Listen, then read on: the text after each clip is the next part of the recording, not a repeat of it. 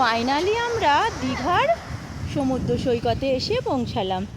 কত সুন্দর সমুদ্রের কুলু কুলু শব্দ, আর এই দেখো এগুলো কিছু একটা গাছ ফুলে, কত সুন্দর দেখতে লাগছে। আমি, আমার বোন, আমার বর, ওর ছেলে, তাকাও তাকাও, আমরা চারজনে এসে পৌঁছালাম। আর এই দেখো কত সুন্দর দৃশ্যটা দেখতে পেয়েছো। দীঘায় পৌঁছাতে লেট হয়েছে, কিন্তু আমার ভিডিও ছাড়তে আর একটু লেট হলো। আর আমার বোন পড়ছে কি আনন্দ দীঘায় পৌঁছে।